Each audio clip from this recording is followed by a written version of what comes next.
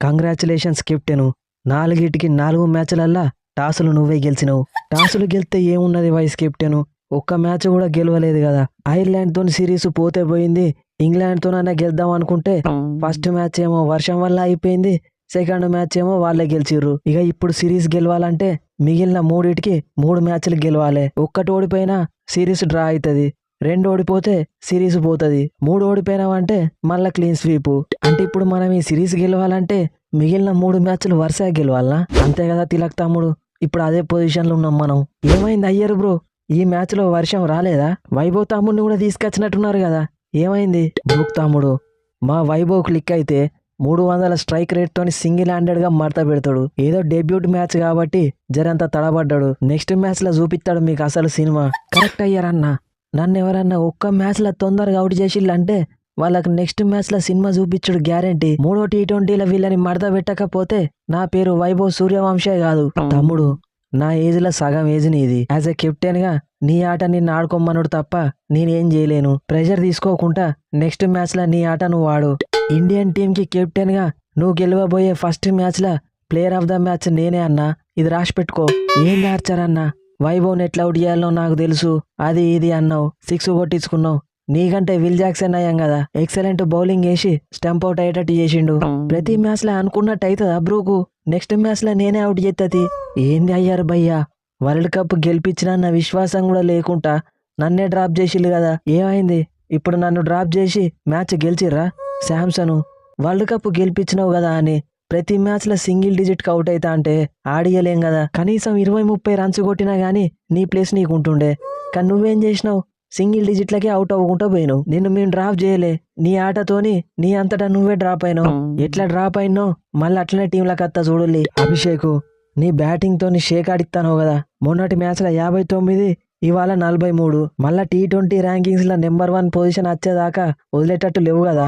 మరి లేకపోతే కాంపిటీషన్లో వైభవ్ తమ్ముడు ఉన్నప్పుడు ఈ మాత్రం ఆడకపోతే ఎట్లా? అసలుకే ఏసరు పడుతుంది. కిషన్ తమ్ముడు, ఫస్ట్ ఓవర్లోనే ఇంగ్లాండ్ 2 వికెట్లు పడ్డాయి, ఓపెనర్లు ఇద్దరు డక్అవుట్ అయ్యిల్లు. అయినా కానీ తర్వాత బ్యాటింగ్కి వచ్చిన బ్రూకు భయపడకుండా గదే హర్షదీప్ వేసిన ఓవర్లో 26 రన్స్ కొట్టిండు, 2 4లు 3 6లు వరుసగా చంపి మళ్ళా మూమెంటం వాళ్ళ వైపు తీసుకుపోయిండు. జస్ట్ 15 బాళ్లలో 39 రన్స్ కొట్టిండు, అది కూడా 260 స్ట్రైక్ రేట్ తోని. అయితే ఇప్పుడు నన్నేం చేయంటానవు అయ్యర్ బ్రో, మన టీంలో గదే 1 డౌన్ బ్యాటింగ్ వచ్చిన నువ్వు 49 రన్స్ కొట్టినావు 40 బాళ్లల్లా, అంటే ఆల్మోస్ట్ 7 ఓవర్లు ఆడినావు, స్ట్రైక్ రేటు 120. పోనీ మన ఓపెనర్లు ఇద్దరు ఏమన్నా తొందరగా అవుట్ అయ్యేలా అంటే అది కూడా లేదు, మంచి స్టార్ట్ వచ్చింది. అయినా కానీ నీ నేచురల్ గేమ్ నువ్వు ఆడకుంటా గింత స్లోగా ఎందుకు ఆడినావు తమ్ముడు?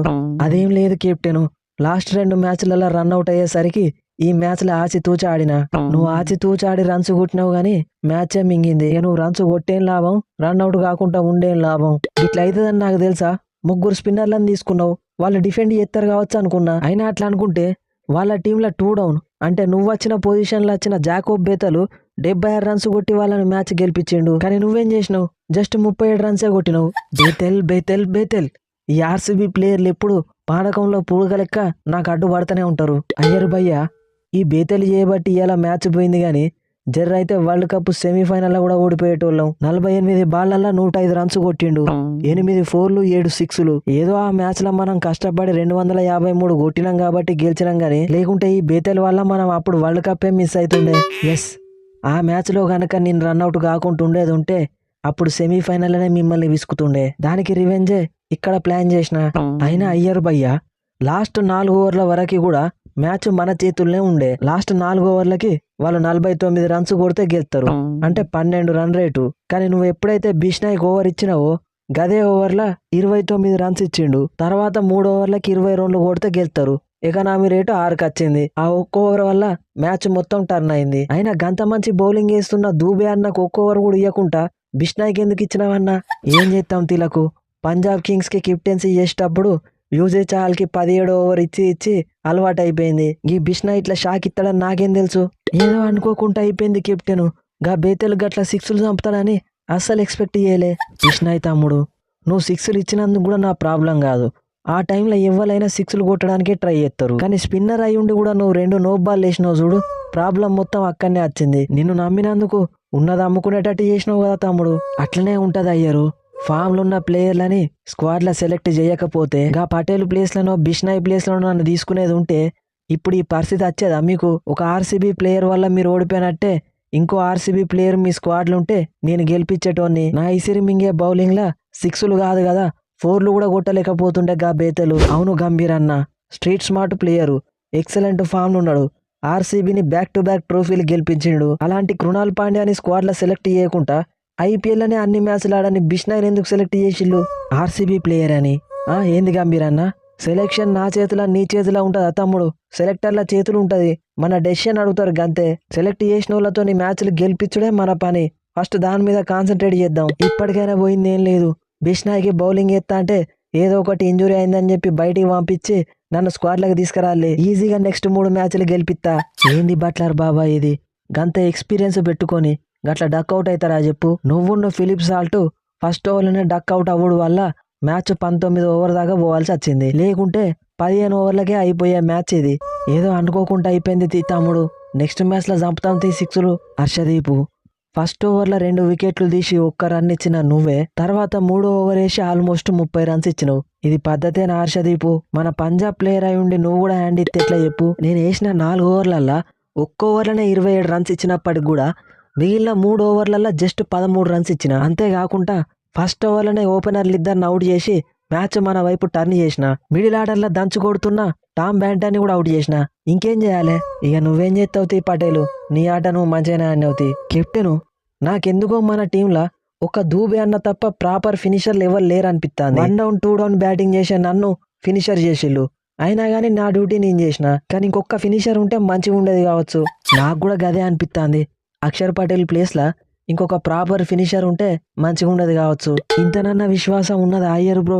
అందరూ 10 ఎకనామీ రేట్తోని బౌలింగ్ ఎత్తా అంటే నేను జస్ట్ 5 ఎకనామీ రేట్తోని బౌలింగ్ చేసిన. 4 ఓవర్లకి జస్ట్ 20 రన్స్ ఇచ్చి ఎక్సలెంట్ బ్యాటింగ్ చేస్తున్న బ్రూకును అవుట్ చేసిన. నేనే గనక ఆ స్పెల్ వేసి ఉండకపోతే మ్యాచ్ 15 ఓవర్లనే అయిపోతుండే. బౌలింగ్ మంచిగానే చేసినావు పటేలు, సూపరు. కానీ బ్యాటింగ్ ఏమైంది? ప్రతిసారి 3 బాల్ ఆడతానో రన్అట్ అవుతాను. బ్యాటింగు నేనే చేసి బౌలింగు నేనే చేసి ఇక మీరేం చేస్తారు మరి? కరణ్ బ్రో, మనం ఈ మ్యాచ్ గెలిచినామంటే దానికి బేతల్ బ్యాటింగ్ ఎంత కారణమో నీ బౌలింగ్ కూడా గంతే కారణం. 4 ఓవర్లు వేసి జస్ట్ 33 రన్స్ ఇచ్చి 3 వికెట్లు తీసినావు. అవి కూడా అభిషేక్, ఇషాన్ కిషాన్, శివం దూబే లాంటి ఇంపార్టెంట్ వికెట్స్. అది ఆల్రౌండర్ అంటే అట్లుండాలి. ఈ మ్యాచ్ లో బౌలింగే చూసినావు బ్రూకు, నెక్స్ట్ మ్యాచ్ లో బ్యాటింగ్ కూడా చూపిస్తా, రెడీగా ఉండు. చాలు, ఇక చాలు, మ్యాచ్లు ఓడిపోయింది చాలు. నెక్స్ట్ 3 మ్యాచ్లలో వరుసగా గెలిచి మిమ్మల్ని సిరీస్ ఓడియకపోతే నా పేరు శ్రేయాస్ అయ్యరే కాదు. ఐర్లాండే మిమ్మల్ని క్లీన్ స్వీప్ చేసినాక మేం చేయకపోతే మంచిగా ఉండదు. అయ్యర్ బ్రో, నువ్వేమనుకోనంటే ఈ సిరీస్ కూడా మిమ్మల్ని క్లీన్ స్వీప్ చేస్తాం, తర్వాత సిరీస్ నుండి కంబ్యాక్ ఇల్లి. బ్రూకు భయ్యా, ఎక్కడ గెలకూడదో అక్కడనే గెలికినావు. మా అయ్యర్ అన్ననికి ఎవరు లేరనుకుంటానా? నేనున్నా. నెక్స్ట్ మ్యాచ్ లో 300 స్ట్రైక్ రేట్ తోని 90 రన్స్ కొట్టి మిమ్మల్ని విసుకకపోతే నా పేరు వైభవే కాదు. Let's meet in the ground.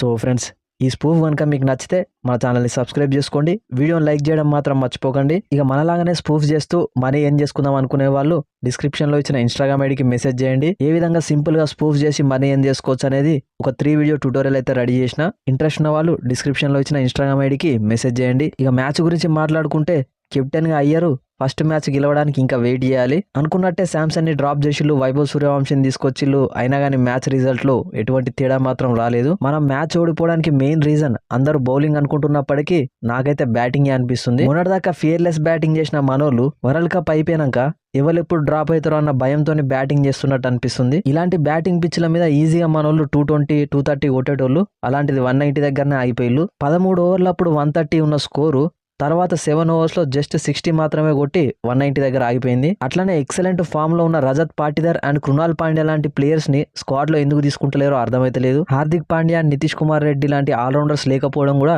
Minus అయింది. ఖచ్చితంగా టీంలో ఒకరిద్దరు డెసిగ్నేటెడ్ ఫినిషర్స్ అయితే ఉండాలి. అక్షర్ పటేల్, తిలక్ వర్మ వీళ్ళందరూ టాప్ ద ఆర్డర్ బ్యాటింగ్ చేసే ప్లేయర్స్. ఐపీఎల్ లో మంచి పర్ఫార్మెన్స్ ఇచ్చిన అశుతోష్ శర్మ అండ్ రింకు సింగ్ లాంటి ప్లేయర్స్ అయితే ట్రై చేయాలి. మీరేమనుకుంటారో కింద కామెంట్ సెక్షన్ లో చెప్పండి. నెక్స్ట్ వీడియోలో మళ్ళీ కలుద్దాం. Thanks for your love and support.